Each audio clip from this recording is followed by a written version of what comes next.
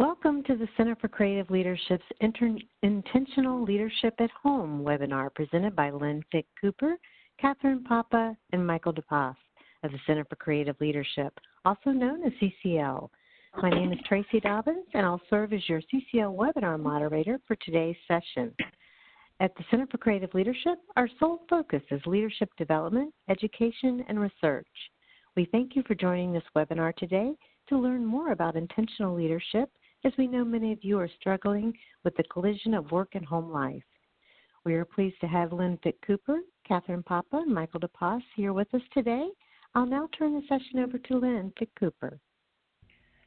Good afternoon, good evening, good morning, everyone, from wherever you are in the world. We're glad you're with us this afternoon. I am Lynn Fick Cooper, Vice President and Managing Director of Societal Advancement at CCL, which is a very fancy-sounding title for what I do, which is lead the very talented group of people at CCL who focus on our work in the social sector, which for us has four primary focus areas: K through 12, higher ed, population health, and then lots of other nonprofits.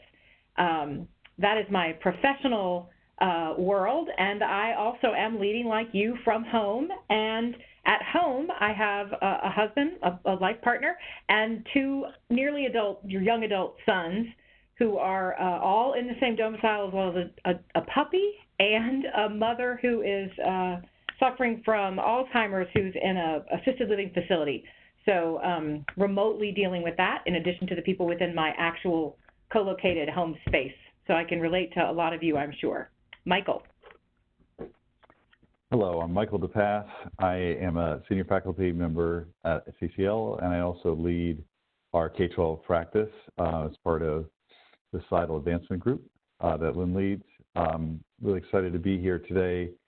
I have 4 children, 10 and under, one of whom is 3 months old today.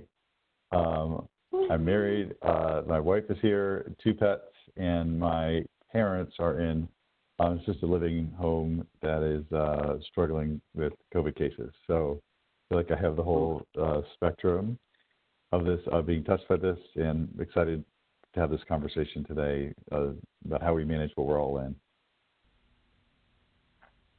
Wonderful. Catherine? Thank you, Michael. Absolutely. My name is Catherine Papa, and I'm the Director of Leadership Solutions at the Center for Creative Leadership. What that means is that I lead a group of really talented design and delivery faculty, about 30 of whom are internal and about 30 of whom are adjuncts. And we're just really excited to have you here with us today. I am in my home, which I share with my husband, and I have 2 girls, a 13-year-old and a 16-year-old, as well as a couple of dogs who think they're puppies. I have 2 Labradoodles named Lucy and Ethel, and they are aptly named. So with that, we are excited to be with you and just share some of our tips and tricks and things that we have found that work well for us, woven in with some of what CCL knows to be best practices. And so with that, I'd like to frame our time together with leading with intention at home, and leading with intention at home and work at home. So we've got a bunch of blended boundaries right now that we're all experiencing, aren't we? So I've got just some key points just to get us started. First is around, we're going to be talking about clarifying your intentions, your values, and your vision. And some of that is some career language. This is similar language when we talk to leaders about leading with intention at work.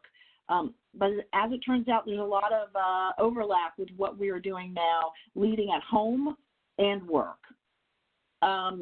So having a clear idea of your intentions and keeping those in front of your mind, using them as a guide to decide and behave and take action, kind of as a North Star is one of the important things.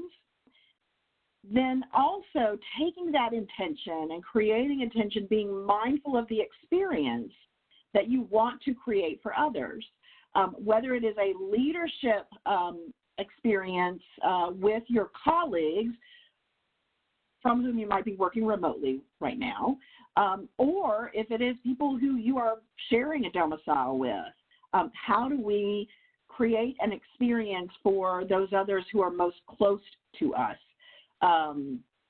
That's not to say that you can have an intention around creating an experience, and the stress or pressure that we are under right now in these uncharted times may mean that sometimes you don't necessarily create the experience that you want for others. But part of having an intention is being able to return to that intention even if we aren't able to always execute on that, because spoiler alert, we all happen to be human beings. So the chance of 100% all the time just isn't going to happen. So then we align our intentions with our behaviors, with our impact. So we have these intentions, and then we behave in a way that we hope is executing on that intention. One of the things is to pay attention, even and perhaps especially in this time, is to pay attention to the impact that you're having on others, which may be, you may be getting some direct feedback. You may be getting some direct feedback from the people you share a domicile with. To check how you are landing on people and adjust your behaviors accordingly so that that can be aligned with your intentions. But I also want to underscore the final point. We got to adjust as needed and give ourselves grace. So right now we're under unprecedented, we just don't know what the answer is. We don't know what the end game is. So it's really important to recognize that you're juggling different roles.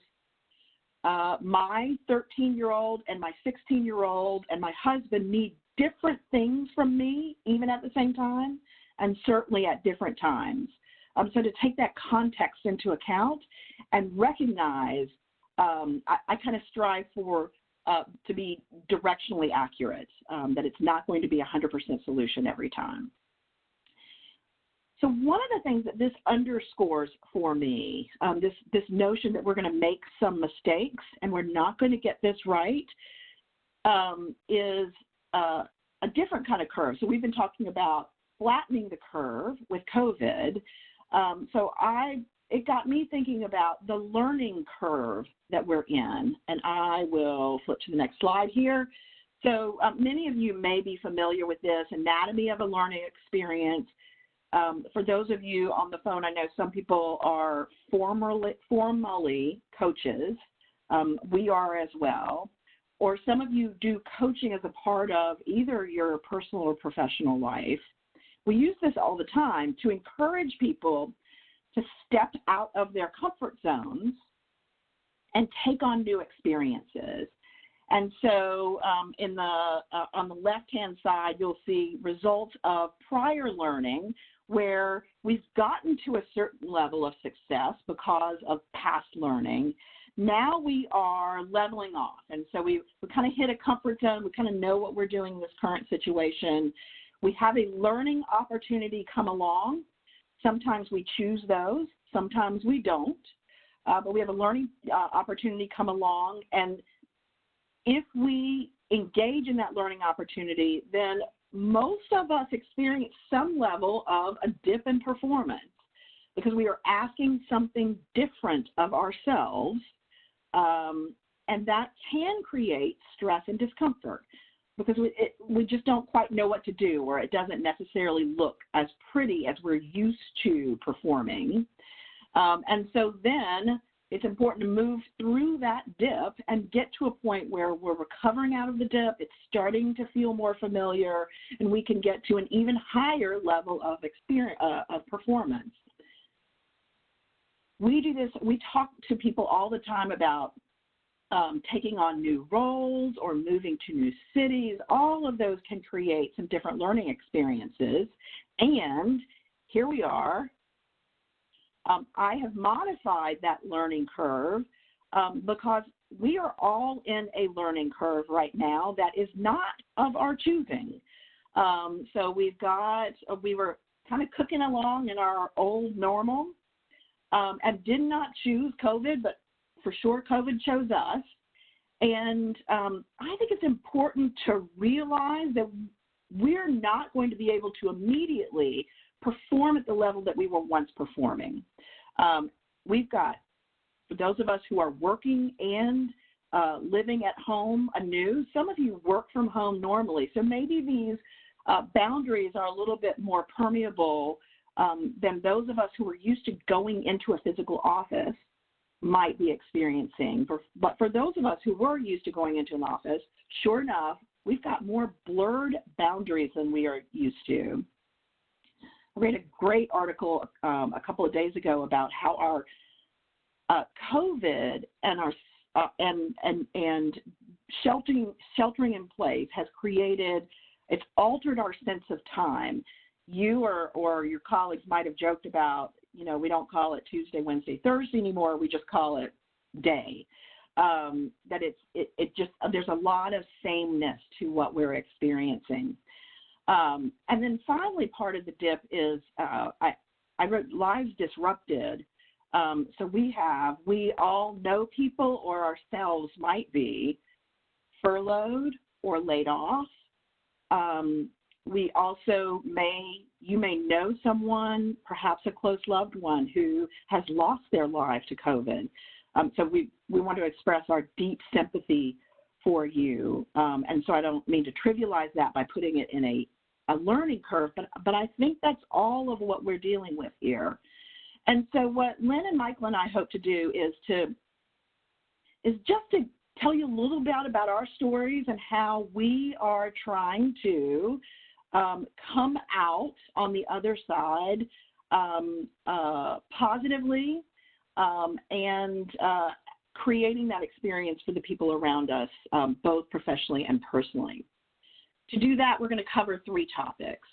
Michael's going to talk to you first about values and how consideration of your values and clarification of your values can help you right now.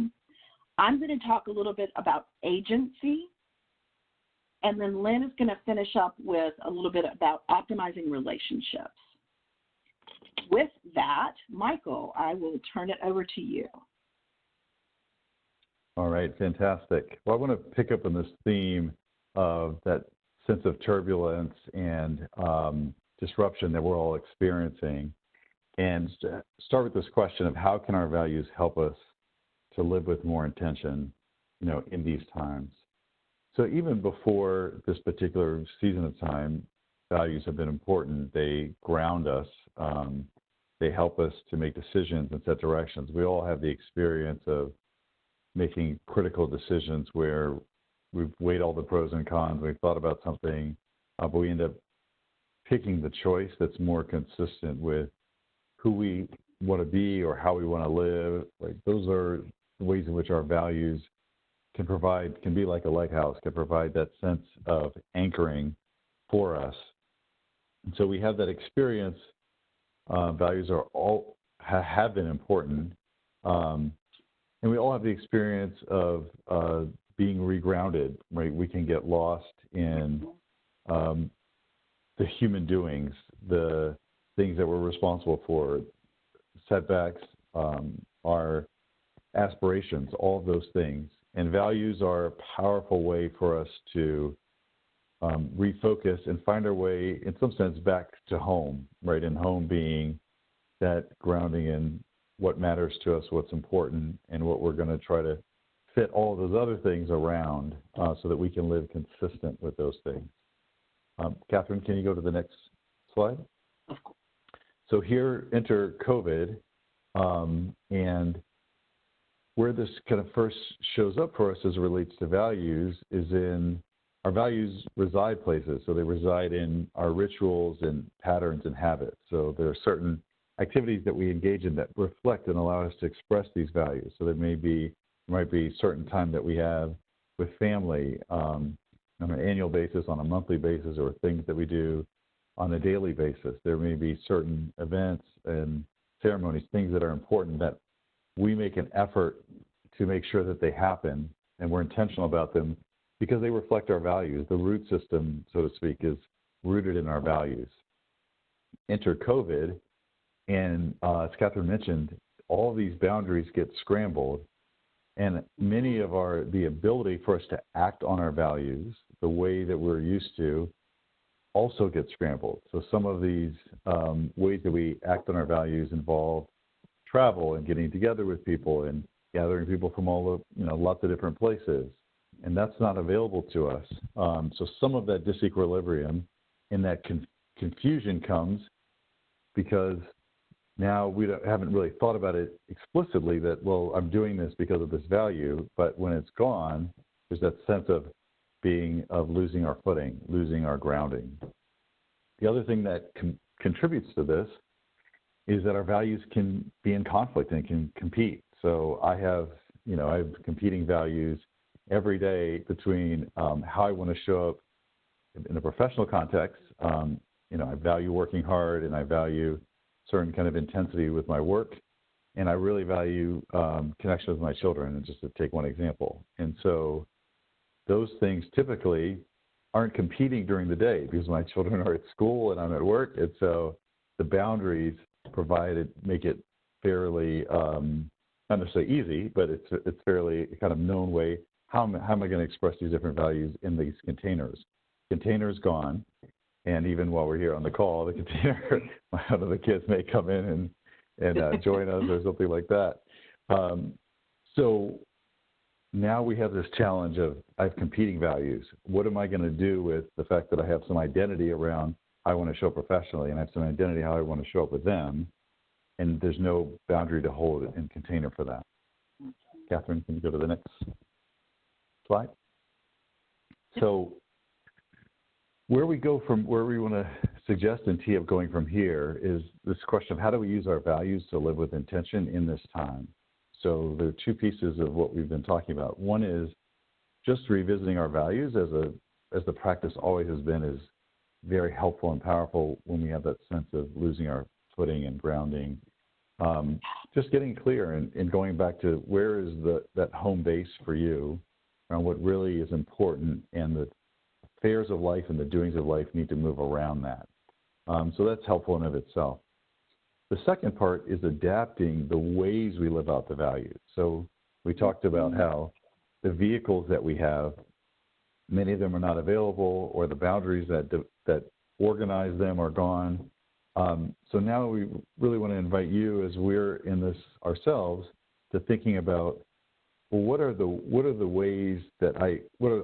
ways that I might live out these values, right? So the way that I did it, I was hearing the governor of New York talking about the Sunday meal that he and his family participated in. His grandmother would be there and extended family, and how they were doing this now all with the Zoom, and they were still having the dinner, but he was physically with his family. His mother was on Zoom or Skype or something like that.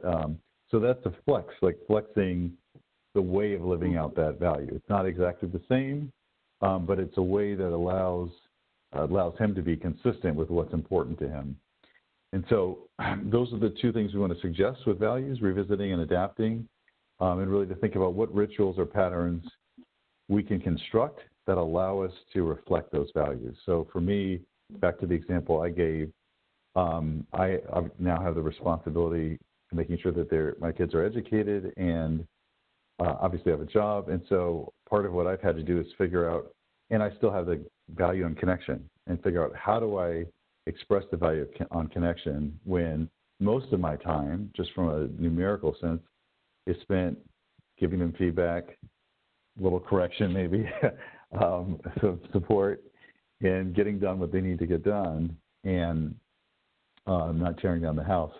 So I've built in individual time for connection with them in a way that I hadn't before, because that's my new container, is that, well, it might not be that connection in the sense that we're all together, but I'm going to be able to carve out individual time with them that's not correcting and instructing and all those things.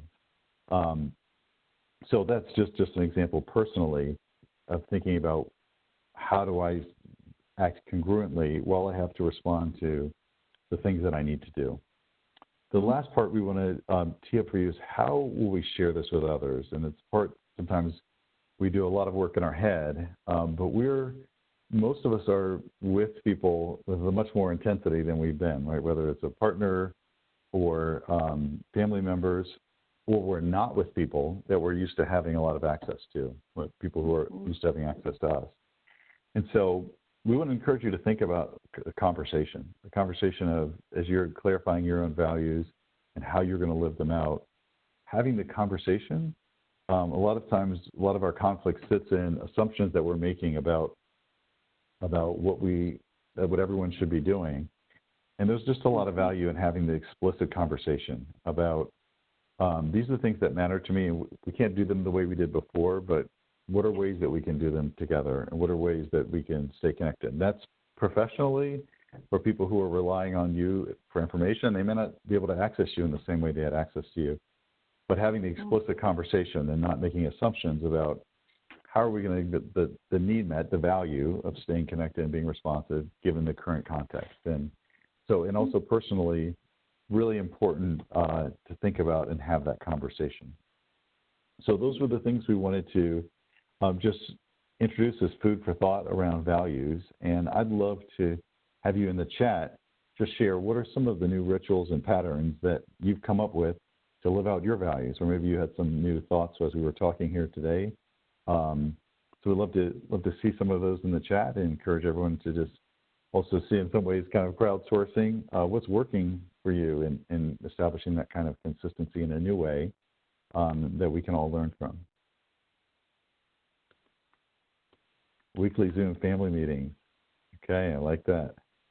Puzzle table setup where people can come together and do puzzles if they have time. I love that. Being visible to frontline staff and leaders, conscious consumption, having daily check-ins, great family story time, travel locally through and doing more outdoor activities, asking how you feel, checking in with people on an emotional level. Wow, this is great. This is amazing. Yoga at home, daily bike rides, calls with family and friends, creative cooking, baking together. I encourage you to keep sharing in the chat so that we all can see those and available. I see some there that I'm gonna steal and take with me. So really exciting. Just encourage you to think broadly, right? Particularly in areas where frustration may come up around what's not available to you. To ask the question: am I frustrated because there's something I care about? I can't do it the way I did it before, but with a little more intention, I can actually find a new way to express that value and feel more consistent with who I am and how I want to live. All right, with that, I'm going to turn it over to Catherine. Excellent. I love some of the things. Ooh, dance party. I like that. Yeah. One of the things that I use to keep my values kind of front and center is, so you can't see it right now because I'm in front of it, but I'm out of my standing desk and my monitor's in front of me. Behind my monitor is a wall, and I've got some Post-its on my wall of different values that are important for me to live, both personally and professionally right now. And so I've got compassion, truth, transparency, and presence. Now, let me just tell you that I'm also a human being, and so I veer off of the compassion, truth, transparency, and presence path. I try not to veer off of the truth path. But the others are a little shaky, a little sketchy, Linda, as you had commented about my sound earlier. But I find that really helpful to keep those front and center. So as I am talking to my colleagues at work, usually on Zoom, and I find myself maybe having a reaction to a change that I might not agree with, or somebody said something that rubbed me the wrong way, and I'm getting ready to sneeze, so I'm just going to ask your forgiveness in a moment. Transparency, that's how I roll. That I have compassion in front of me. So even if I kind of veer off of the path and find myself starting to have a reaction or even having a reaction, that can kind of be my North Star, and it can bring me back to the experience, again, that I want to create for others. And I think it was Keelan who said that her kids were asking her, is she learning every day? And I do like to tell, again, I said I had a 13-year-old and a 16-year-old. So part of my transparency is we talk when we have family dinners about, like, what's going on in my world, what's mom working on, what are some of the difficult decisions that businesses everywhere are having to make. And that makes it easier for them to put in context. Both of them are in musical theater, and they had their productions canceled for the spring, and probably Matilda is not going to run this summer. And so that transparency about what's going on in my world helps create some context for them to understand what's going on in theirs. And so those Post-its are a real guiding force for me. Another guiding force for me is one of my favorite topics when we're working with leaders in our classes. Love to talk about agency, so leveraging agency when leading at home.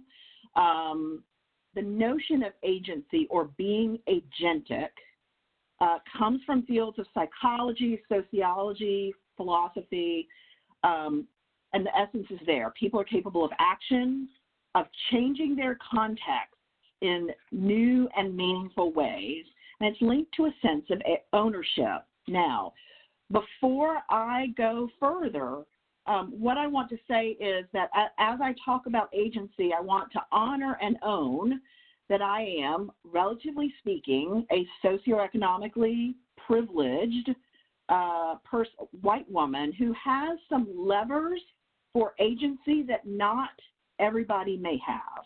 So I just want to own that, but I'm going to do a tiny bit of foreshadowing for my final bullet point under agency, and that is how important it is to take small steps, not get overwhelmed with what the final step might be or what does the end look like, because frankly right now we don't know, but that everybody can think about what is the next step you might be able to take. Before I get any deeper into agency, however, I just wanted to share, or I wanted to elicit from the chat box for you, because this might be a little bit of a foreign concept to think about in a leadership standpoint, from a leadership standpoint or from a home standpoint, but most of us have experiences or know of what a good talent agent will do for an actor. So if you could jump to the chat for me and just give me some quick words and phrases about what does a talent agent do for actors? Yes, Victoria, get gigs.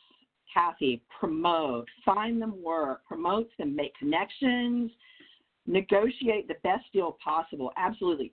Inspire, be an advocate, create confidence, build options. I love that. Connectors, increasing network, flagging that for you, Lynn, when you get to optimizing relationships. Create opportunities, advise it. You got this. So the notion I want you to think about, and somebody had a comment earlier about work feels like 24/7. It's hard to figure out where you might put boundaries. How might you become your own agent? Now, I use this language a lot when I'm teaching leadership brand in our classrooms, but I needed to flip that language and lens a little bit for this working between work and home. And so I have just some different thoughts for you regarding how you be your own agent in the course of while we are at home, as we phase into more social connection, et cetera. One of the things that I found really helpful is to refine my definition of success, because all of the levers that I have for success in the old normal are not available to me. I am clearly in the learning dip where my boundaries are blurred and my sense of time is altered, and our lives are disrupted. The thought that I would hold myself accountable for what I was capable of when the circumstances were familiar is just kind of silly. So I love this this image of success and what people think it looks like, kind of that point A, point B, straight line, no bumps, and then the success, the picture of success of what it actually looks like, which is really a hot mess. As you can see right there, you're taking steps back, you're taking steps forward, you're taking steps to the side. Sometimes it can feel like a couple of steps forward and a step back, or maybe even 3 steps back. So I think holding yourselves accountable or giving yourself grace that success looks more like the image on the right than it does on the left can be a real release valve for you, just to recognize that all of your variables are not available to you right now. Actively pursue or create aligned opportunities. So when you think about your intention, I was the one with puzzles, by the way, and I was, so we're struggling with a couple of things. I'm working too much. So when I say don't work 24/7 or you should have an intention or have agency, that would be a do as I say, not as I do. So I have to be pretty intentional about aligning what I'm doing. And then all of our rules about screen time have kind of gone out the window with COVID. And so creating that puzzle table was important for me to create an alternative place where my girls and my husband and I could gather together and not have a screen around one another, right in front of us. To curate your yes responses. So I use this language a lot, again, when I'm talking about being your own career agent, that you don't have to say yes to everything. And that, in fact, you might want to think about where is it that you want to go and what are the different opportunities now that might get you there in the future. So going back to my example about a talent agent, if you are an actor who is interested in one day going for an Oscar, you might not want to now, 20 years before that, go act in Sharknado 7. So that's a U.S. reference, but it's a silly series of movies about sharknadoes, which is exactly what you think it is. It's tornadoes made of sharks. And someone who is probably trying to be a serious actor probably doesn't want to be in Sharknado 7. So that's about curating your yes responses so that, I'm using the language of curation specifically, like when you go to an art gallery, and even though the art is different and the artists might be different, that everything's kind of fitting into a cohesive whole.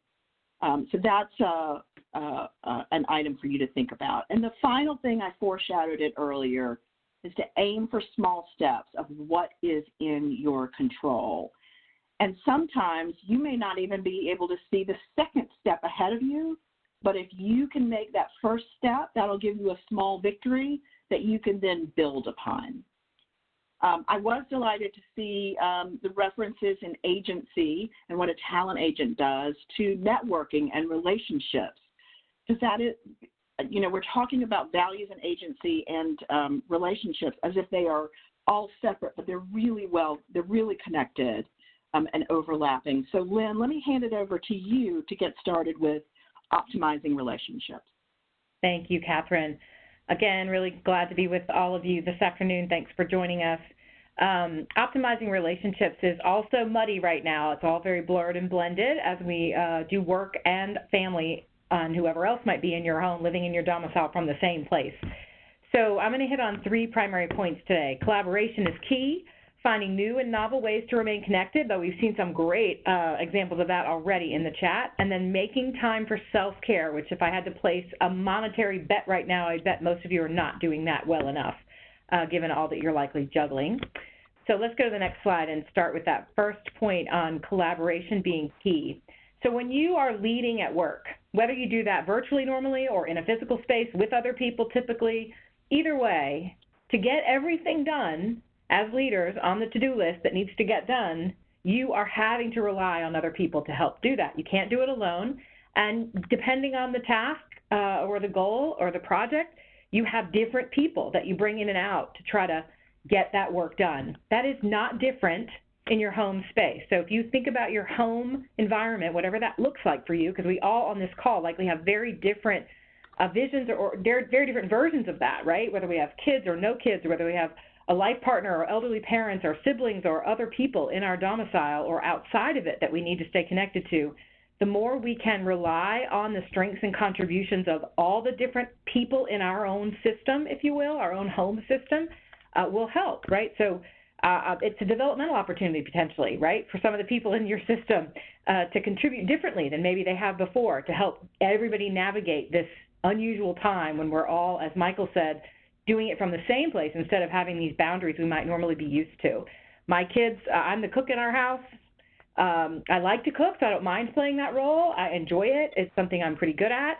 But now my home demands for work are much worse than anybody else in my house. I have to spend more time working than my husband does right now, given what he does for a living, and then my children do with their school. So I'm having to rely on them to do more with the grocery shopping when we do that, with the cooking. I've taught my sons to cook more than they knew how to cook before, so that we're all in that together and helping on a given day with who has the time or space to make sure we all get fed.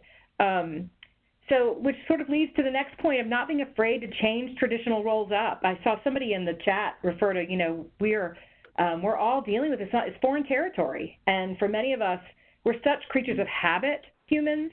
Our brains, because they have to be very efficient machines, seek habit and patterns and rituals, as Michael suggested, that are familiar.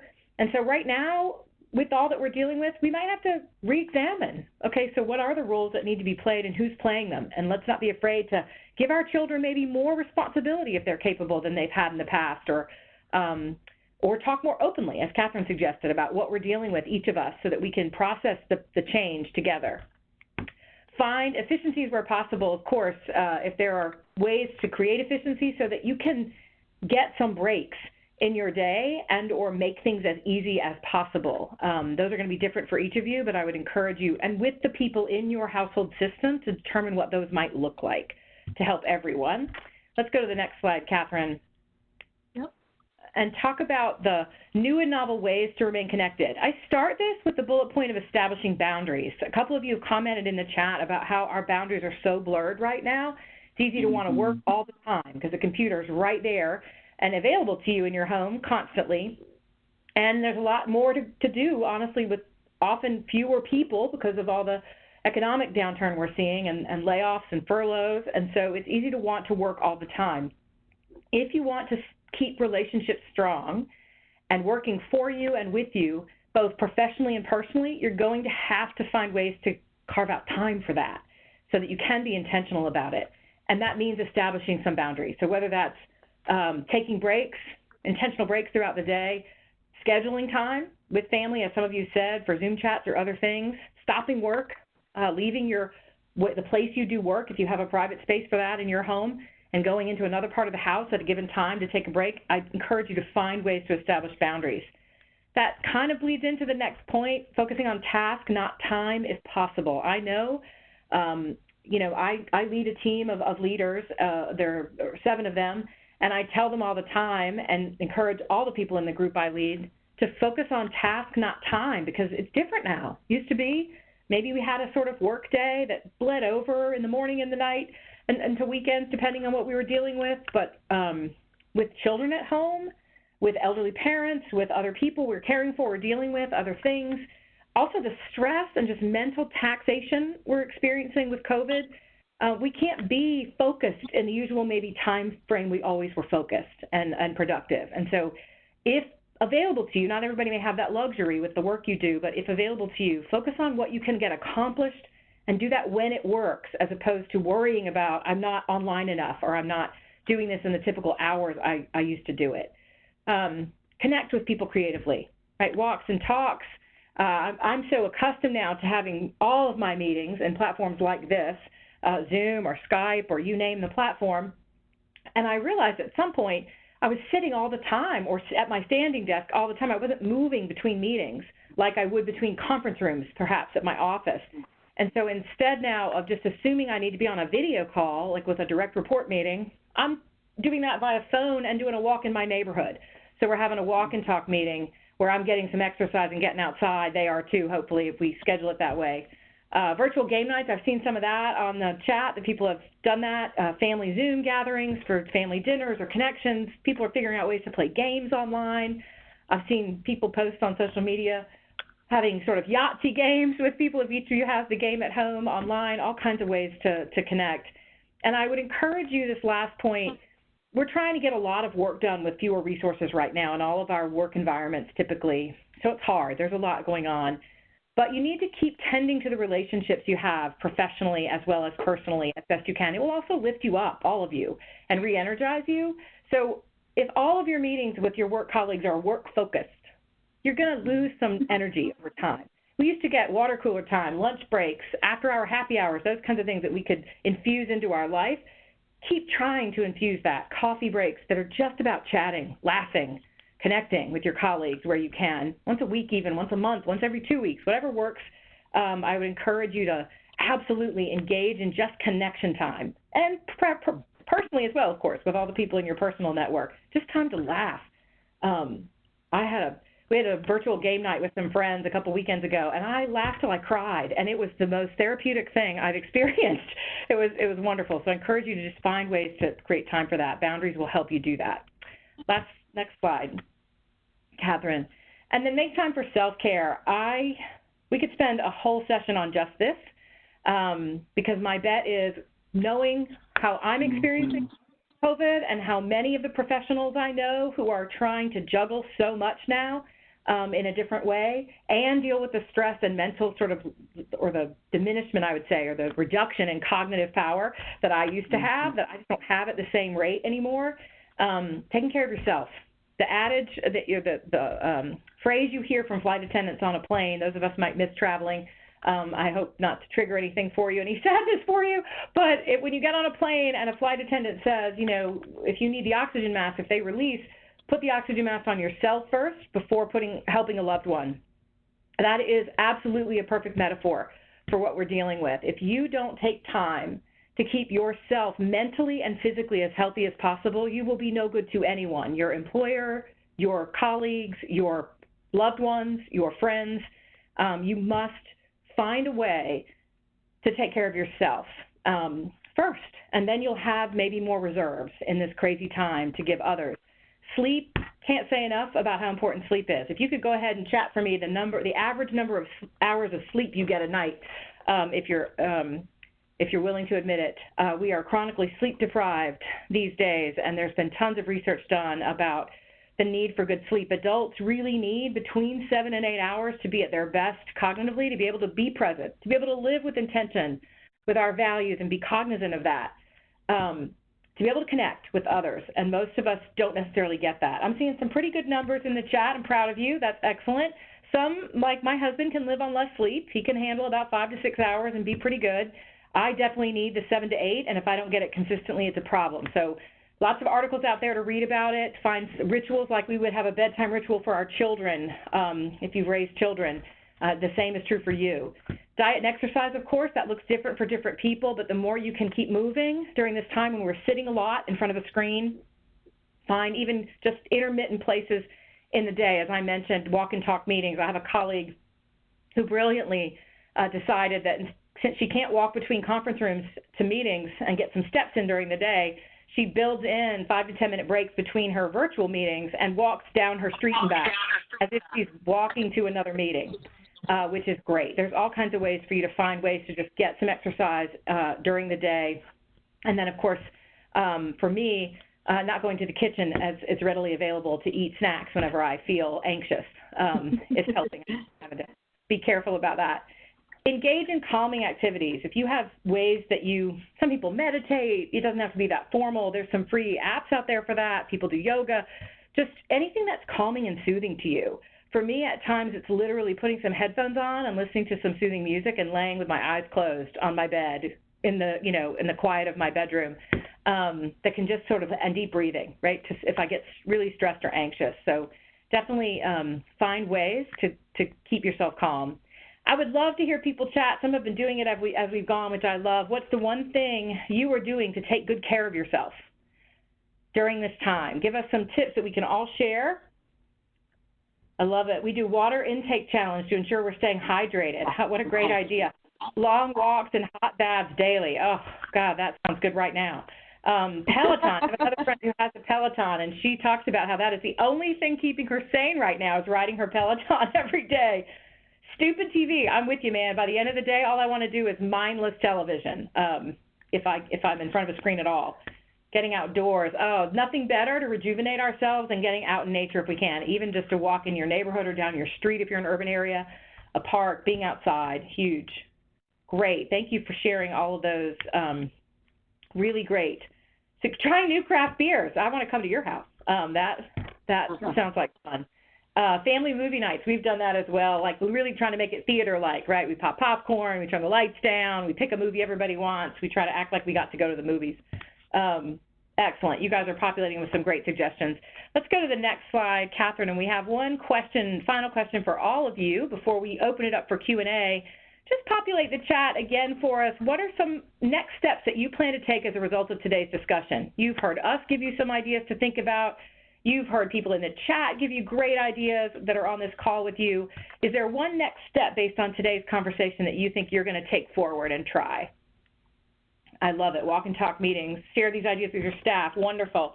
Revisit your values and examine how they're showing up. Great. I would encourage you to have that conversation with other people in your home. That's helpful, as Michael said, to share it with others or with your colleagues even. Do something creative, using music. Love it. Setting boundaries and saying no. Gosh, that's so important. I know a lot of people I talk to in my own group feel like with the economy the way it is and they want to keep their job that they can't say no to anything. They have to do it all because it's the only way they're going to stay employed, which isn't entirely true right now, even though it can feel that way. Wonderful. Thank you so much. Keep those coming in the chat because I think we can all learn from each other as we see what next steps we plan to take. But I'm going to toss it back to you, Tracy, to field the Q&A for us.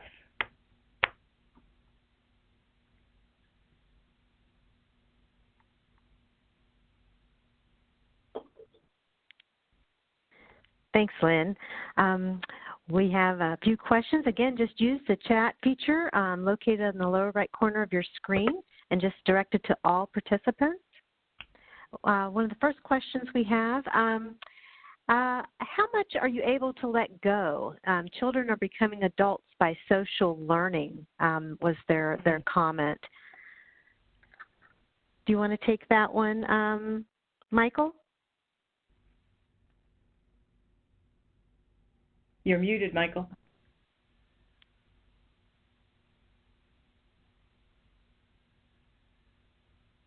I can jump in because I put something in the chat about that. Yep. Oh, Michael, you're on. Right. Okay. Oh, I'll kick it off.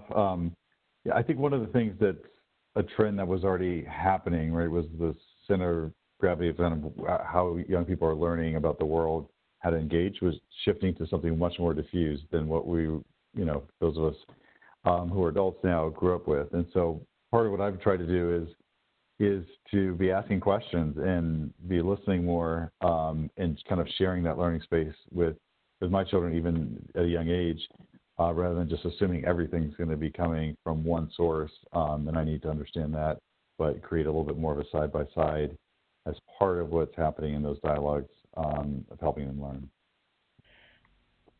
One thing I would contribute to that, it's maybe a little off what the question was, sorry, Tracy, but I just was remembering as I was listening to Michael that my teenage sons connect with their friends, right, virtually through a video gaming environment, and they can have conversations in that mode, right, with them, and usually about the game. But one of the things they've said to me is what's hard when we're connecting with our friends is we don't have a lot to talk about because nothing's happening in our lives, right? There's nothing, they don't have school stuff to talk about or reference. They don't have engagements with their friends. There's no gossip. There's nothing going on. So they're like, what do we talk about? It's like boring anymore. And so what I think that made space for the other night for my sons and their friends, they ended up, I was in bed. They're up way later than me.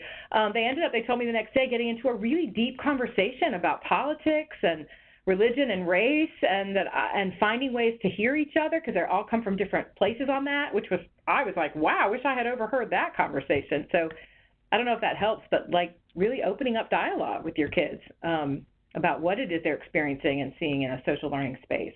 I thought that was a great suggestion, Michael. All right, I'll stop. Tracy, other questions? Okay, Lily's asking, what are some of the changes to think about that are here to stay, and what will be the implications for leadership? I can take a first crack at that. So, okay. Yeah. So, gosh, there's so much that is happening. I am remembering a presentation that I used to deliver like 10 years ago, and it was talking about, there was a mathematician named Theodore Modis, and he said by the time we hit, it must have been 2014 because I was talking about 2024, that the pace and rate of change is going to speed and get to the point where we're experiencing in 1 year kind of the life events that we might have experienced in the last century. And holy smokes, that is true. So there's something about helping as leaders, helping our people understand the leading, working, and living in times of change that I don't have the answer to. But one of the things that I find helpful is Ron Heifetz writes about, in one of my favorite leadership books, it's called Leadership on the Line. He talks about getting on the balcony, that in life we're frequently on the dance floor and we're in the midst of the dance, and there are patterns emerging that we don't necessarily even know are emerging. And so how important it is to get on the balcony so that you can look down onto the dance floor every once in a while and see what's the pattern that's emerging, how might I hack into that to make it work better for me or alter it altogether. And I think that's going to be a critical leadership skill. Lynn or Michael, I don't know if you would add anything. The one thing I would add in reference, Bob Johansson's done work, futurist who's done a lot of thinking about the future, has been talking for some time about the future is going to be more digital. And so one of the things that is going to continue to exist from a leadership perspective is our ability to navigate and exist in a digital environment, which by definition starts to blur the boundaries of work and not work, as well as flexing our tech, right? Being able to think about what are ways, Bob Johansson talks about being there when you're not there and creating virtual environments that feel less virtual. So there's a whole skill and competency set that we're being forced to get good at, but they are the competencies for the future, and they're increasingly going to be necessary for us to be successful. And Michael, direct the next question to you. David's asking, can you talk about how to revisit values? Okay, so there a lot of people use a lot of different ways. Some people journal, walk in nature.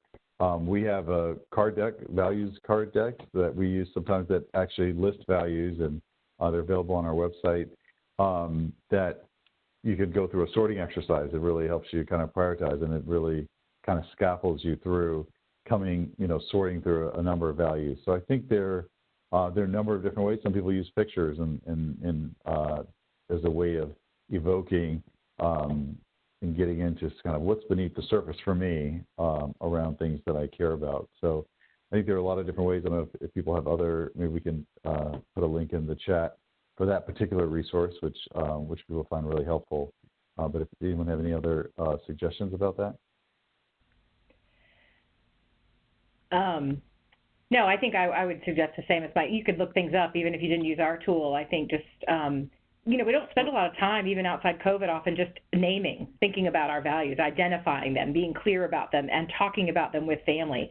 So just defining what a value is and naming one of your own to your kids or to your other life partners in your house or relatives and opening that up for conversation. What do you value and how can we live that right now would be just a great way to begin. It doesn't have to be formal exercise, for sure.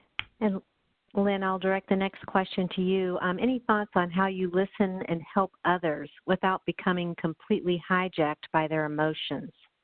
Oh, that's a tricky one. It's sort of this healthy balance between compassion and detachment, right? You can't overly attach. It's not easy, and depending on how you're wired, right? So I'm a fairly empathic listener myself. Comes naturally to me, and it has taken years, I will tell you, that may be disheartening right now, but years of practice for me. I don't know, it may not be as hard for someone others on the line, for me to hold a space between people I love and their struggles and their emotions and my own, right? Because it's easy to carry that around, and when you're really empathic, especially, to carry that around. And so I have to I've learned how to just be with people and their feelings. My sons, honestly, my kids have taught me that more than anyone because as a parent, so much they need you to help fix things for them. They need your advice. They need your guidance. So problem solving with them is a standard way of being. And as they get older, they actually need me to be more of a life coach than a parent, which often is advice giving or coaching that helps them come to a conclusion. But sometimes it's just letting them vent about what's frustrating them and letting them be in their emotion and not trying to address it with them. So I've gotten better at it. I don't have a magic elixir for you except to say if you can find ways to kind of not perseverate on others' emotions, listen, hold it loosely, and then, give them whatever you can to help them process it and move about what you need to be doing. I don't know if my colleagues have other advice, but that's a difficult one to master. I just put a article link in the chat box called "Flexibility Will See Us Through." So it's back to that kind of refining your definition of success, that it's not going to be a straight line, that it's going to be even messier now than it normally is. And so this blogger, what she wrote just really resonated with me, that shifting your definition of success from, do I have dishes in the sink, or is there a spot on the wall that I've been looking at for 6 months now, to one of the things that she lists is to look at a definition of success to include, did I get some fresh air today? Or to this very question, did I let people take responsibility for themselves? And so you might find some helpful points in that exercise. So I'm with you. I'm an empathic listener also. So is Michael. So you have to, that's a boundary that can get blurred, right? Is between you and that other person, and you can find yourself kind of taking on the emotion that they're sharing with you. And the emotions are flying hot and heavy right now. Mm-hmm. It's like becoming a good coach, right? How can you ask them questions that will help them reframe and help them figure out a next step, to Catherine's point about agency, they could take to better process or handle that emotion and letting them be responsible. I love that line, Catherine. Yeah. Well, we have reached about the end of our time here. I want to thank our audience for joining us today. And thank you, Lynn, Catherine, and Michael, for sharing the importance of intentional leadership as how we can use this in our work and home life right now. I appreciate you joining us. And tomorrow, everyone who attended the webinar will receive a follow-up email with links to the webinar recording and some relevant articles that were mentioned today. And around living with intention, resiliency, and working at home, as well as some leadership resources in times of crisis. So look for that email tomorrow. As you exit the webinar, we hope you'll take a moment to complete the evaluation so we can continue to make these webinar events well worth your time. Thank you, Lynn, Catherine, and Michael. And our audience, we look forward to your attendance at a future webinar. Stay safe. Thank you. Thank you, Tracy. Thanks, everybody, for joining. Thank you, everyone. This actually concludes today's webcast. Thank you all for attending. We will send all registrants an email tomorrow with a link to the recording. And please visit our event calendar to sign up for future webcasts.